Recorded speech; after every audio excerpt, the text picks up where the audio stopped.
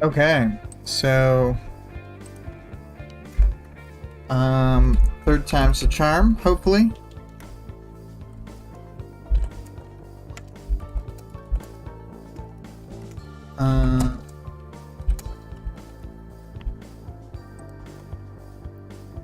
All right.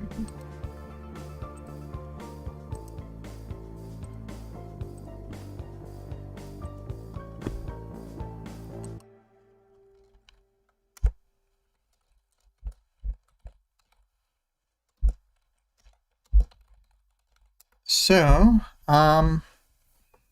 hey, 2 plus 4 times 5. And hey, Vic.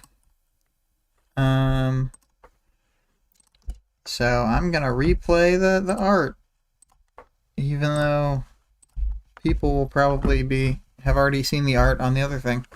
Vale says hey, and Greg's here. Oh, didn't expect Greg. Never before seen art. Yeah, well, I do have a never before seen art that I had made as the kind of an apology art for the delay to the date, and then hopefully people like that. Vic is making a shocked face, but has already seen this. So, okay. Kind of continuing where we left off with Shatterbird joining the group. Bill says more apology art required.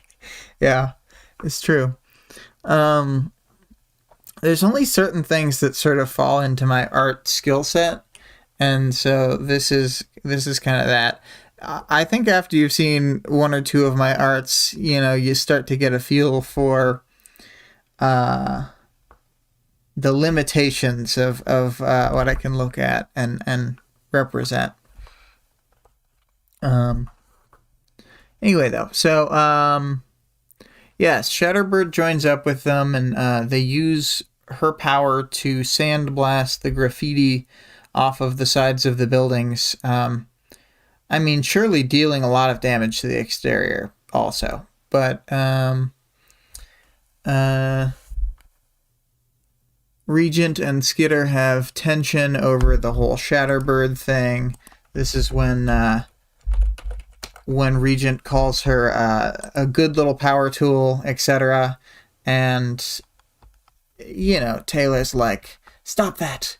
Don't just treat her poorly. And then he's like, I've got to treat her poorly so that she stays in such a terrible mental state that I can control her body. And it's like, this is great news. I love hearing it, Regent, when you tell me about that aspect. And I think he kind of lowballs the number when he's like, she's probably killed hundreds, if not thousands. I mean, she blew up all the glass in New York once. I just imagine you kill like tens of thousands right off the bat. But yes, indeed, as Greg would say, don't bully her. You can't just go around bullying the weird psychopath that you kidnapped for the express purpose of stealing their body. Vic says it's got to be tens of thousands for sure. I just think he's bad at estimating.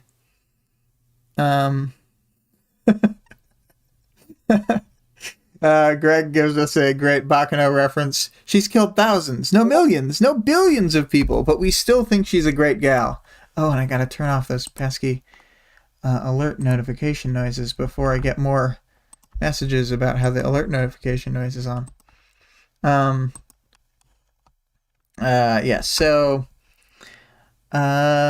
where are we? Yes. So they're having problems, and it almost causes a fight for Taylor because she's like, oh, Regent, I can't brook your regentness. Vale says, you need an alert notification on alert. Yeah, exactly. That's what I need. And so they talk about how the alternative to what they're doing now is killing Shatterbird. And there's not really a good solution, I don't think. Like, I can't think of a great idea. I don't actually think what they're doing is a good idea, because if Regent was sniped, then all the people like Taylor, who still has new glasses in her costume, like, they would all die or whatever, right? It just seems really dumb. Vic says, it's crazy to tote her around. Vale, I'll just say it now, even though it isn't the appropriate designated time, this art is fantastic. No, it is the designated time, and it is fantastic. I love the little layers, the scintillated glass on the helm, and then, like, I don't know that I didn't remember them describing a feather earring, but I really like the feather and leaf looking earring that she's got there. It looks great. So, yeah.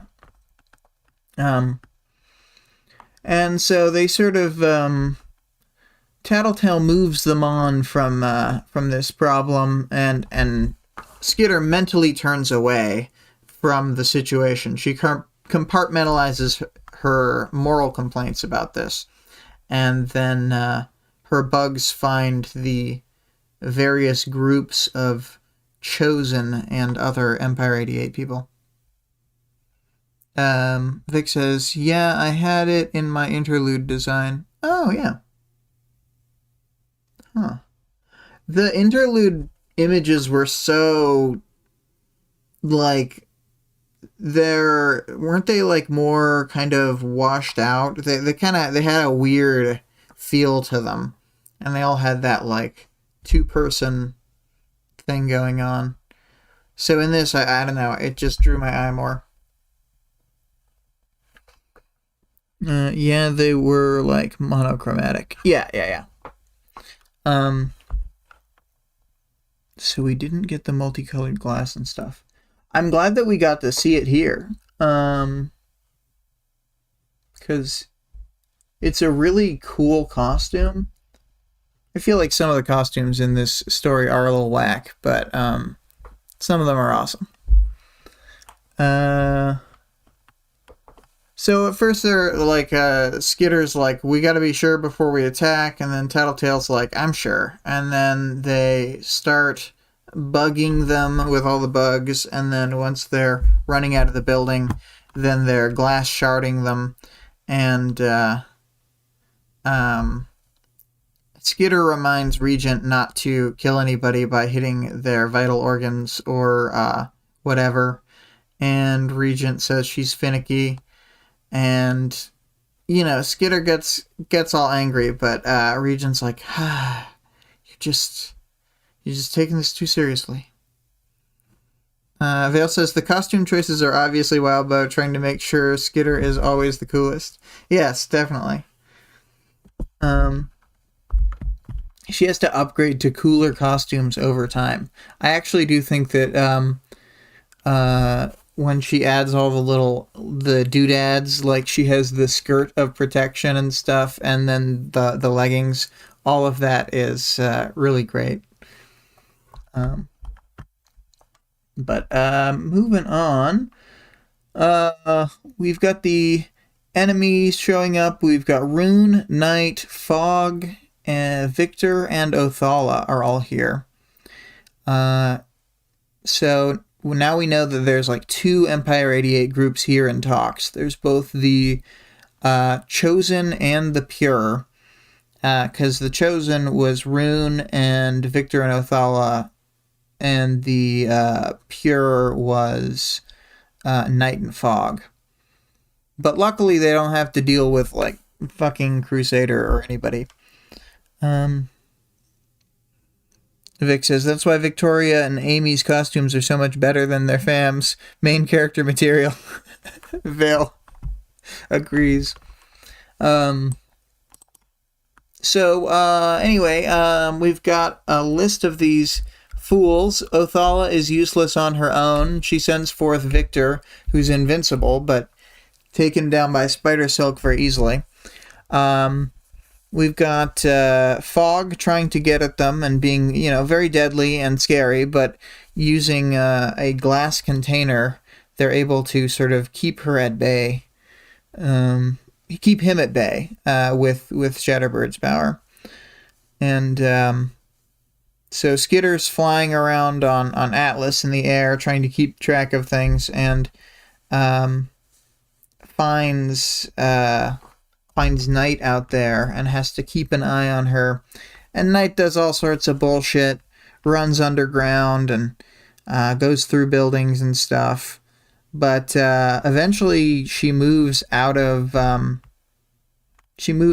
Taylor's point of view, but doesn't change out of being a human. And Taylor's like, strange. And then she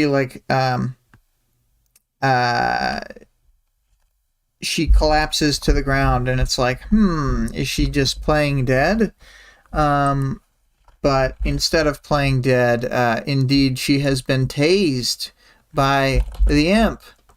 And I mean, there's some other stuff going on. Like, they talk about, like, she tries to use a flashbang on them, and typical Night stuff. And interesting thing here where Regent brings up that he thinks the only reason that he's able to hold in fog is because of Shatterbird helping. And they're like, don't let her change at the last minute. But I agree with them where it's like, she's helping so that she doesn't get murderized. Dale says, and Victoria foreshadowed as a true main character by having so many body styles all at once. Yeah, exactly. Greg says, Night skittering around on the ground like some kind of bug. Exactly. What a weird bug person of a thing to do. And so, they're basically defeated. And then there's a funny moment here where they're talking about blinking in shifts, and then counting to 5, and they're blinking on different seconds. That part's very silly, but I think Imp comes up with a way better solution by the end of the chapter, where she just manually winks one eye shut at a time and keeps the other one open. Dealing with Night is a fucking chore. I'll tell you that much. I've always wondered if she actually, even from unconsciousness, heals to full, but I don't know.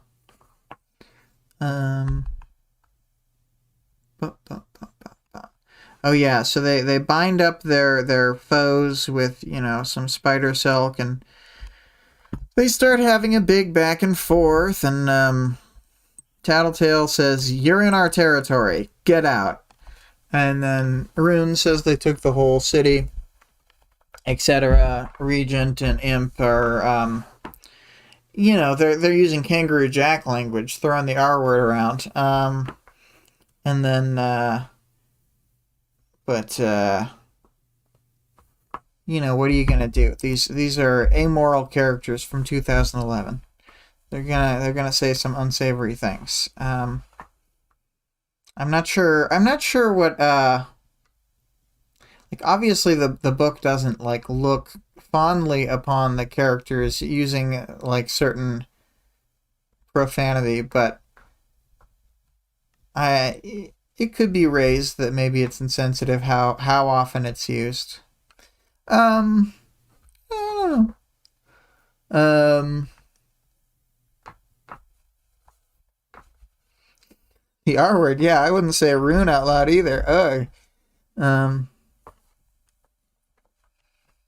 Let's see here. 2 + 4 × 5 says Night was listed in the big list of downed and or deceased capes in the Leviathan fight in 8.3, so I assume she got healed when nobody was looking.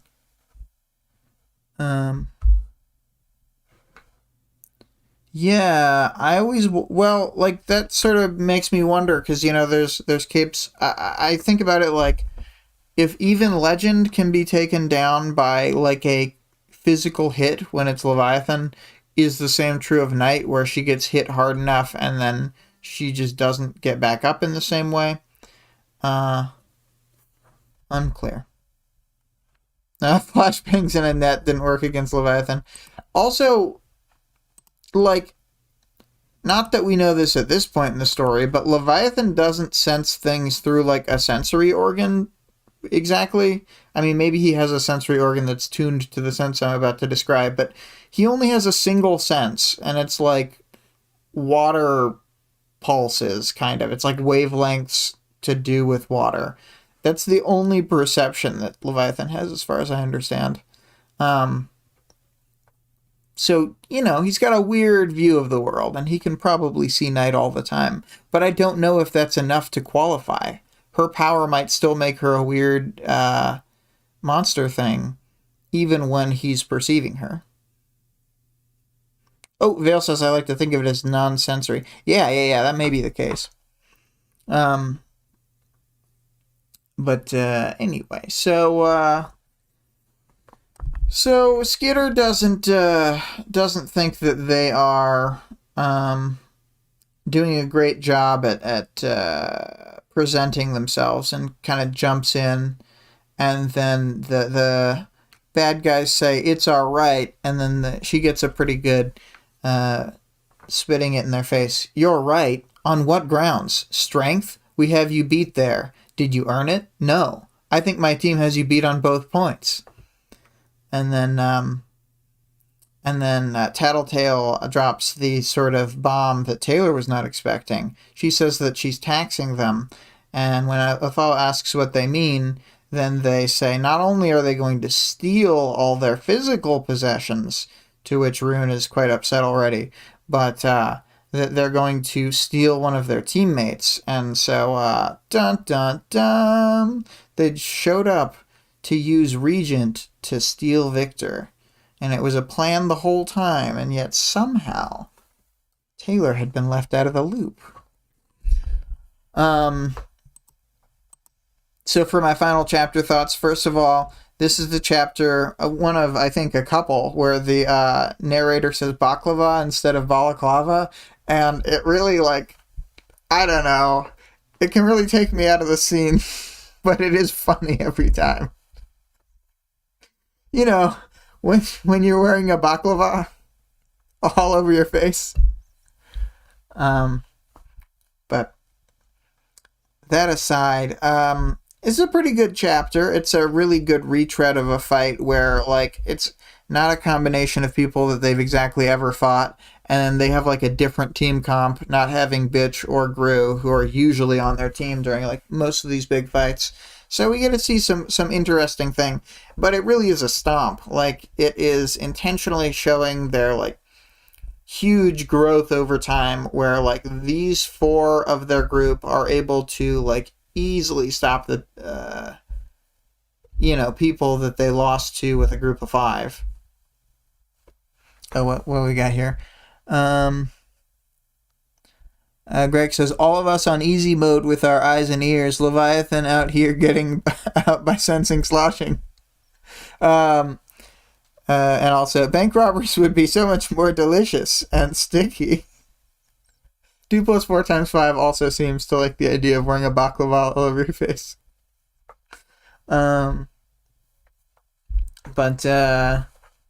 Yeah, pretty good chapter. Interesting fight, and I think I'm going to move on to 15.3. Oh, yes, you know what? I'm going to show it here, because Night transforms in this chapter, but does not transform in the next. I made an art of This Is Night in the Night form.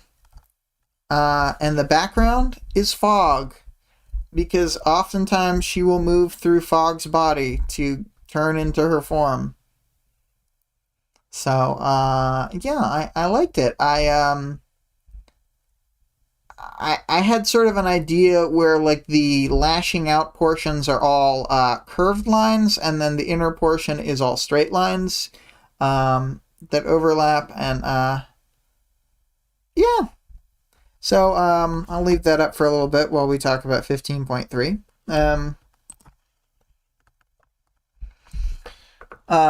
So, Tattletale starts out being very, very, she says it's a cliche even, easy way or the hard way on them. and they don't take kindly to this. Skitter's shutting up and not being part of the conversation for a bit because she's so angry with Tattletale, which she knows that she can't undercut them by bringing up their conflict right now. Greg says, Knight has some real soot sprite energy. Definitely. It's like, what if a soot sprite was evil? What if a soot sprite was a white supremacist? Bill says, if you put in the quotes from breakfast chit chat that show up later, that could be perfect. Yeah, just like a little typed across the bottom. Each appendage carrying a tray of bacon, maybe. Oh my god, that is the one thing where I'm like, well, when she makes me the way too big pile of bacon, I'm not exactly complaining.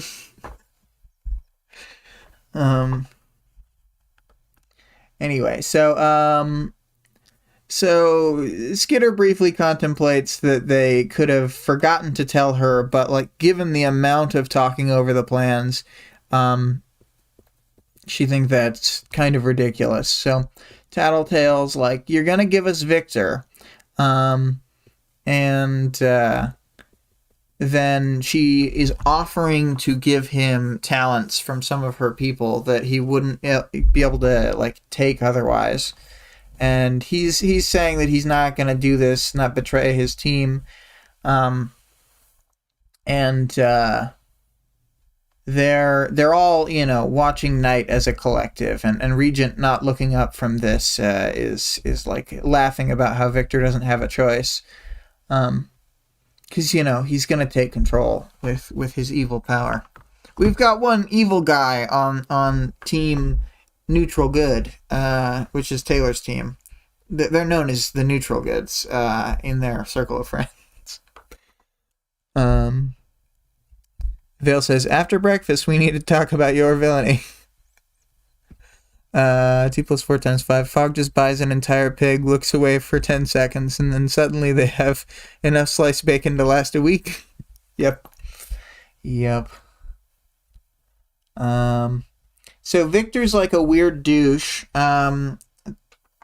Skitter says he's like an old school prince. He wears like I think he wears like a breastplate and like red pants, and that's like his costume. And then his teammates, Rune kind of dresses like a witch and has like a red eye patch because her eye got messed up before. Unclear if that's going to heal. I don't remember. I think it does, but... And then Othala is like just a bodysuit kind of thing. But they all have very red, black, and white costumes, like they were Nazi flags or something. And then what do we got here? They're trading like threats back and forth. Oh, I can resist being controlled because I have picked up people. I've stolen people's skills. Regent's like, that's actually a good thing because they'll get a practice, stealing somebody's body when they're good at resisting it. The imp goes off and they steal the money from the thing, and Tattletale goes with. And then... before they leave, Tattletale starts a rift between Victor and Othala, who are dating, by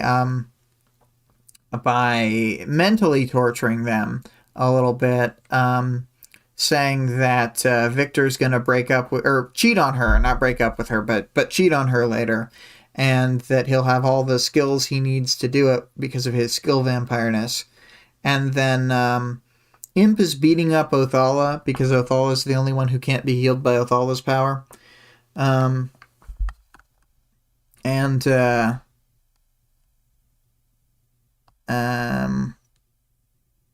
That's when Tattletale figures out they're a couple and starts prying them apart that way. And they have a whole backstory, like Victor was going to marry into the family because he was going to marry Othala's cousin, but then she was killed in some turf war. Like, tons of the Empire 88 former members, it's just like, oh yeah, they were killed. Typical. It's fine. Um, Greg jokes about the pig joke. Nah, Butcher is a whole different villain. Yeah. And then, at first Victor's laughing about their plan, but then shortly afterward, Othala's like, you can cheat on me, it's fine. And then Victor tries to be like, we've used communication to defeat our social problems, but it turns out he was wrong. And then Tattletale and Imp go steal the money inside and whatever else they can find. And they bust up any drugs they find, because, you gotta. And then, while they're doing that, then, Taylor is out there, Skitter's out there stewing, and, the Team Evil starts talking back and forth about, we're gonna work out our problems and stuff, and this is when Othala says that Victor can cheat on her, and it's all very sad, and then, Skitter's like, I mean, you're a terrible person, but don't even you deserve better than this? And then Othala tries to call her like a slur. I guess he uses Heb, because it's like Hebert, but I mean it's not like Hebert. She's doing it like Hebrew, but then it makes Skitter freak out for a split second, because she's like, oh my god, how does she know I'm Taylor Hebert? But no, it was just her being like a standard racist against someone with curly hair. Vic says savage. And then after, Victor almost starts it's clear that Othala is mentally squirming at the idea of Victor either leaving her or cheating or anything. And so Victor is trying to soothe her with words, and Skitter decides that you cannot soothe people with words. I have the power of Black Widows. And she puts Black Widows on all of them so that they stop talking until Tattletale comes back. Greg says, clearly a low-level common woodland racist. Typical woodland Draculas. So, but Tattletale shows back up and tells Skitter to step back, because Victor's power works by proximity, physical contact, eye contact, and active use of a skill. And so she moves away. I just gotta say, Victor's such a bastard. We don't see him, as much here, but he gets a little... We get a little more glimpse of him in Ward. I hate him. Oh, man. Any bad thing could happen to Victor, and I'd be like, seems like it was deserved. But, so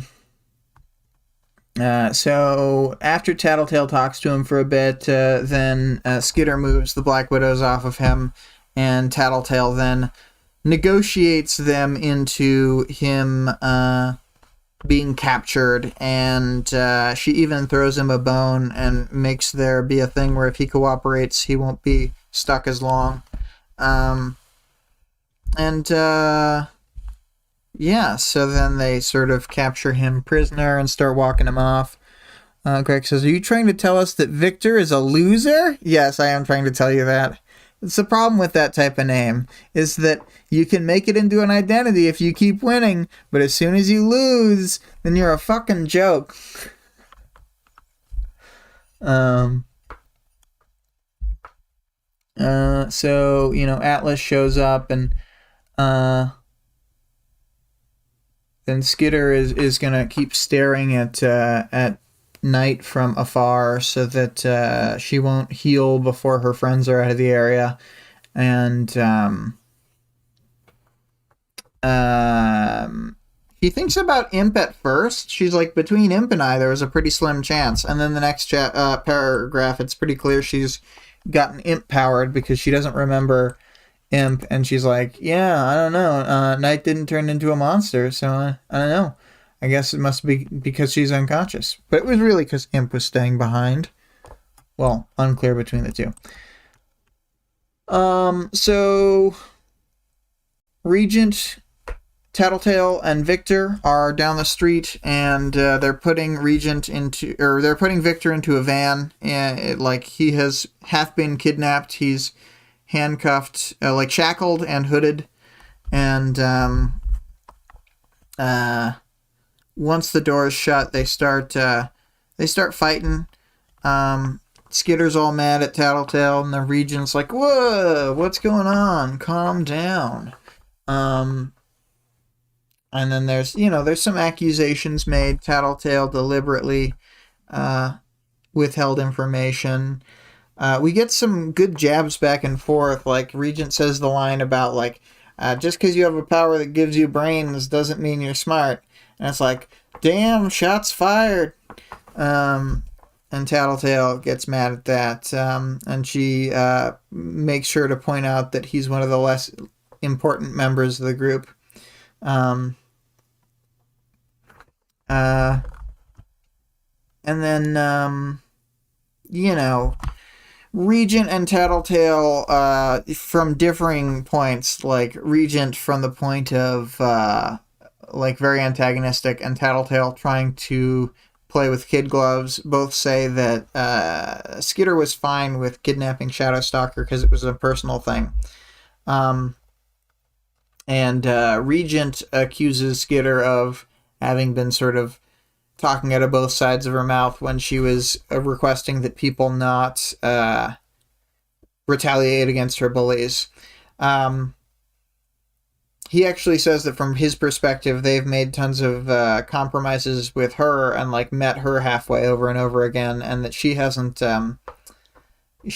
really gone and done the same thing. So, oh, and he almost drops in this conversation that he did the thing where he turned over Sophia's text logs to the police, but he doesn't actually end up saying it. Greg says, at least Tattletale wasn't wrong about the number of heroes that showed up this time. That's true. She didn't think any but heroes would show up, and no heroes showed up. So it's a pretty good record, actually. Spot on. Let's see here. There's an accusation of not saying what she means, but Skitter says that she does say what she means. I think that he calls her one of the most dishonest member, or the most dishonest member of the group. But I think she just lies to herself a lot, which is different. And she is cowed by the accusation of the undercover operative thing. She was not happy with that. There's a bit of back and forth throughout the thing where Regent insists that he doesn't do mind control and that it's just body control, but Skitter accurately points out that no one's going to give a shit about that semantic difference, even if it is true.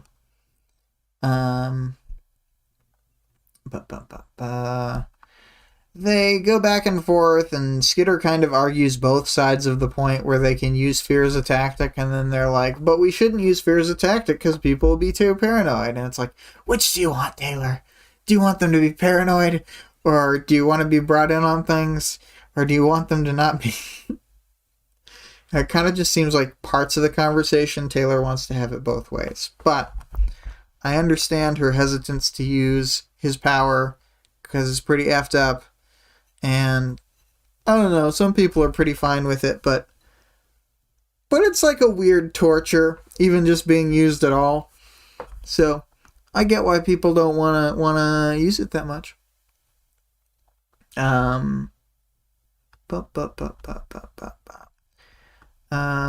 Moving on, we have got to the point where they're talking about why they would use Victor, and they want to figure out what Coil used to do based on what skills he has. They also want to figure out some of the data. Like, they want to use him to do computer hacking stuff to get to Dragon's data that they stole in Arc 10. I feel like that's one of the most underrated things they do. Like, they make millions personally, not just for Coil, but like they kind of fund their own movement with the money they make in Arc 10. They use the data against the Slaughterhouse-9. They use the data later again against some other people. It's like crazy how much that comes back. And the heroes bring it up a lot as like a you fucked us over too kind of argument, which is true. Let's see here.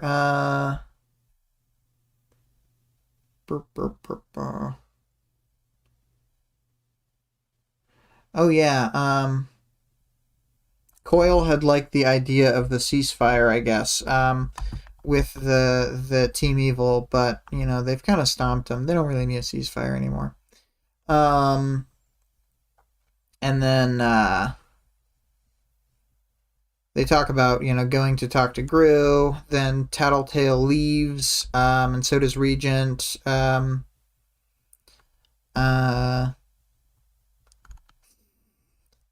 Skitter says that she essentially has faith in Taylor's, or in Tattletale's judgment, but not in Regent's, which is fair. Fair. I wouldn't have trust in Regent's judgment either. And this is when he says, after everything I've done for you, and then doesn't tell her what he means by that.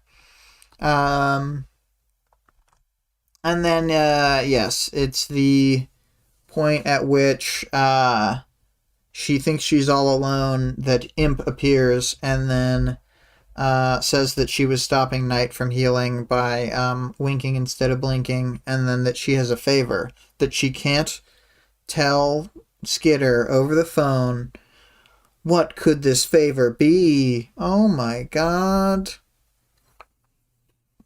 So that's the... There's a lot of tiny cliffhangers in this book, so that's the tiny cliffhanger for this one. Because the favor, I don't know, it's kind of just what you'd expect from what the other characters have said about Gru this chapter. But not to fully spoil everything. Final chapter thoughts. It's a decent chapter. I guess I kind of feel like Skitter is stewing this whole chapter, and so it's like a less fun chapter because you're just in the stewing emotions. That is the tone of the whole chapter. And then there's kind of a weird argument at the end. And, you know, not to say that any of that's bad. It's just kind of feels bad.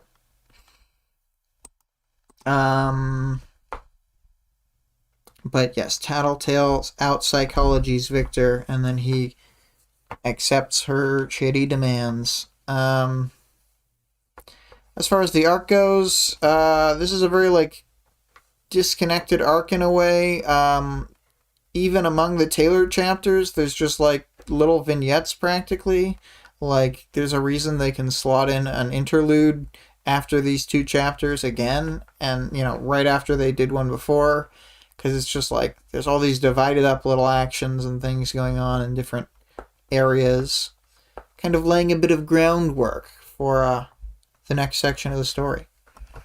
Showing us what life is like for Skitter in these few days she has remaining before the clairvoyant powers of Dinah return. But that's all I kind of have to say about that. Moving on to characters. Taylor, I didn't mention it as much but during the plot summary, but Taylor slips in and out of feeling like guilty and thinking about people in her territory, then sort of like moving away from that. Although she does actively spend time like trying to help them when she can. A lot of people are like, why would she focus on these people when she doesn't even check in on her dad? And it's like, helping these people isn't like emotionally painful in the way that talking to her dad is.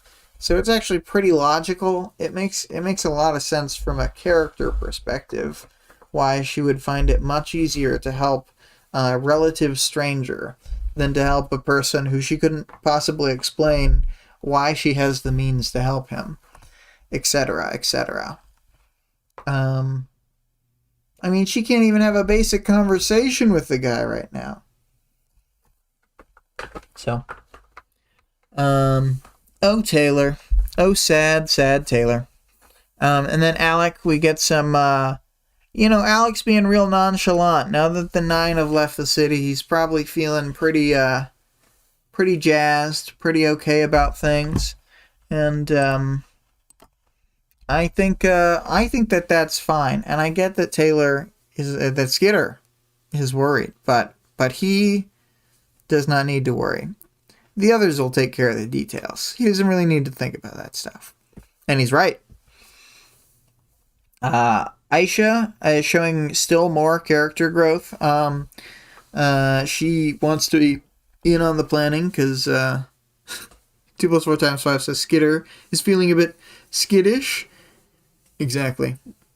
Aisha wants to be in on planning because she wants to know what's up. She wants to be able to do the plans herself later. She's I don't know, she's taken initiative. Somebody else put it that she knows where she needs to be, which I think that's exactly right. She was able to catch Knight and tag her, which was the most important thing that she could do as someone who's a perfect counter to Knight. So yeah.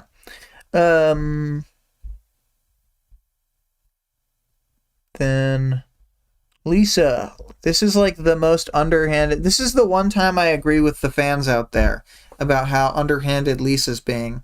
I feel like Vic said it in the part 1 of this stream, where it's just this is the one time where she really is being as shady as they all say. Because, boy, she's being pretty shady. And, yeah, she knew that Taylor wouldn't be okay with this, and she did it anyway. Brian is too anxious to sleep during the time when he's supposed to sleep. So everybody's worried about Brian. They brought it up a lot. And Taylor's going to have to help Brian. And then Rachel, busy taking care of her dogs. She was not here.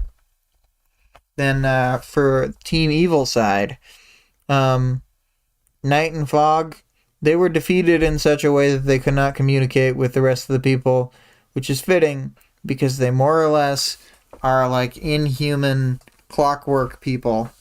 Big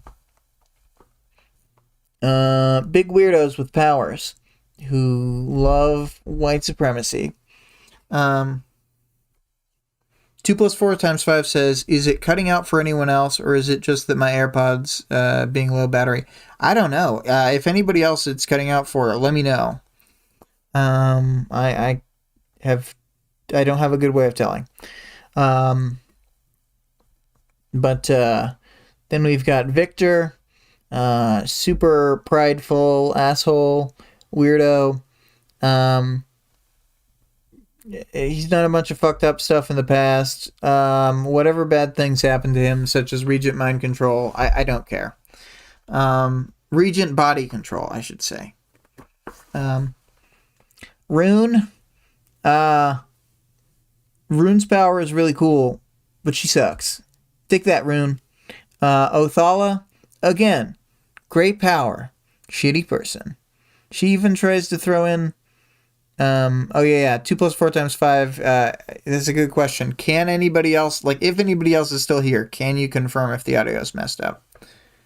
Because I might be talking at nothing.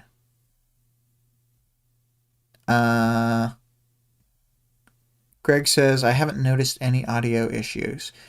I'm going to chalk it up to the AirPods if Greg's having an okay time. Anyway, so, okay, let me switch to my PC. Yep. I think I talked about all the baddies. There were some low-level woodland mooks as well, but none of them did anything of note. Like, I can't remember them making any plays. They kind of walked outside and they got cut up by glass and they got ate up by bugs. They had a bad day. They had a real bad day. Nothing worse than they deserved. Yeah, that's kind of it for the characters. I guess there's also Coil, and just the fact that he's ever present, possibly listening to them. 2 plus 4 times 5. Oh, wow, that's much better. For the powers, knowledge, and world building, I had to pull out the fake team, the Othersiders. Man, what a great classic joke. I love the part where they say "et tu, sis." What a classic. Even her response, where she's like, "That's right." Like, that's her comeback to "et tu, sis." Anyway, I felt like the thing about Night being a monster whenever you look away was like matched with how she's a weird polite society like robot, where she like smiles and says all the things that you're supposed to say and doesn't say any of the things that you're not supposed to say, and then like, but whenever you're not looking at her, like, she's just doing her best to like tear everything down and eviscerate everybody, as fast as she can with her whip-like limbs. And then there's got to be something about Fog, too. Like, Fog turns from, like, a human shape into, like, a fog. Like, an organless, brainless thing that just, like, moves over and tries to, like, he physically can destroy matter to a certain degree, because, like, they talk about how it didn't leave a body behind when he destroyed that, like, news reporter or whatever in Arc 7, the cameraman probably is what I mean. So like, he metaphorically erases them from history, or does his best to. So, they're good Nazi parallels, I guess. They're well-written evil dudes. The bonus was my art. You're welcome. Audience participation. The audience participation question was 15.2. Who's the MVP of the fight?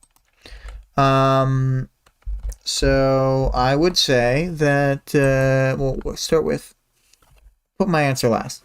Greg is saying, I don't think there's a real contest here. Skitter is the MVP. She's on point and controls the fight from the word go. She casually neutralizes Victor, Rune, and Othala. I feel confident that if Imp hadn't delivered the coup de grace tonight, Skitter would have taken her out too. Special mention goes to Regent for handling Murder Mist and General Snark. Yeah. Vale says, I'm going to go with Imp. I usually just say things, but this time I have a reason. The last time the Undersiders faced off with this crew, they were soundly and easily beaten. One of the low points for the Undersiders, really. The difference between then and now is Imp. MV Imp, where the IAM stop the P. Sure, they have a couple weeks of experience fighting and maybe some motivation, but the real MVP is Imp. And then 2 plus 4 times 5 says Regent, because he has Shatterbird for offense, shooting glass shards, and Shatterbird for defense, glass barrier versus fog, and Shatterbird for utility, sandblasting graffiti off walls, and the Undersiders capture Victor for Regent's sake, and because of the whole enemy paranoia thing that gets brought up toward the end of 15.3, and all caps and bolded so that it has the negative, the backwards D, because I really like this joke about controlling Shatterbird to say, hi, I've killed hundreds of people and maimed thousands, while smiling really wide. That bit was funny.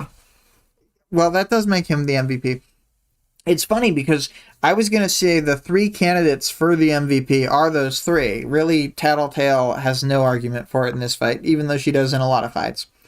But Imp stopping Knight, I think, is a big move. Regent stopping Shatterbird, to me, is stopping Fog with Shatterbird is an even bigger move, because I'm not 100% sure what Skitter's plan would have been without what they did.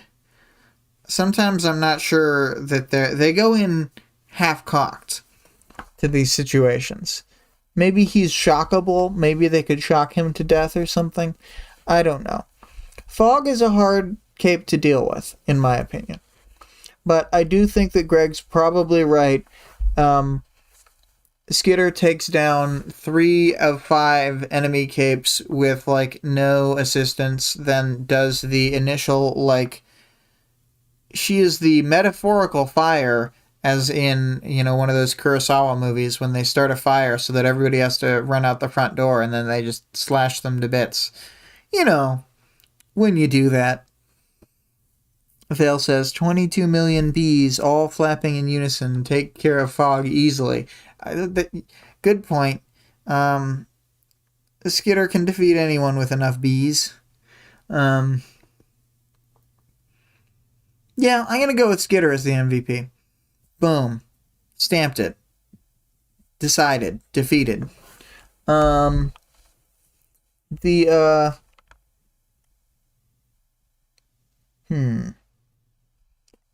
don't have a real question for tomorrow's thing yet. If I think of one, that'll be fine. But what I'll put here for 15.y for now is...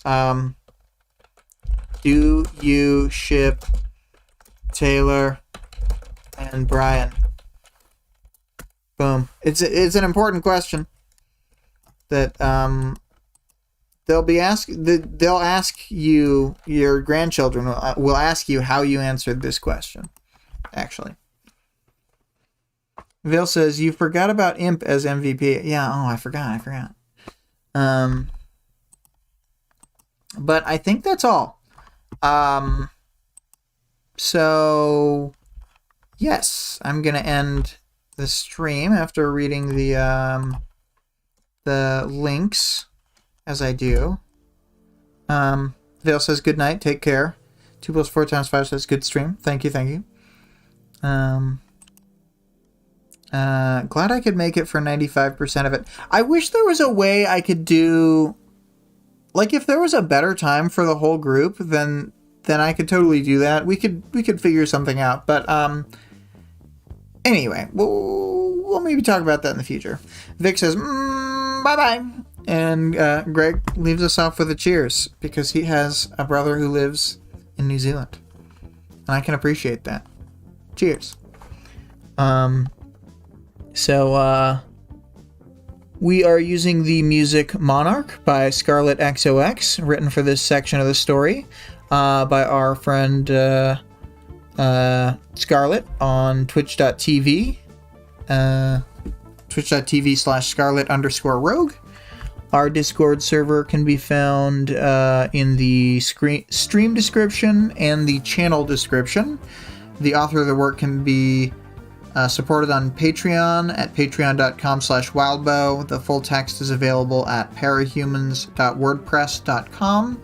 And then there is additionally a free fan-made audiobook of the entire work at audioworm.rain-online.org, as well as their full cast production they're attempting to do, which I believe is on Arc 4 right now, and then several other good side ones that I've used. So anyway, time to let the rest of this track play out by itself.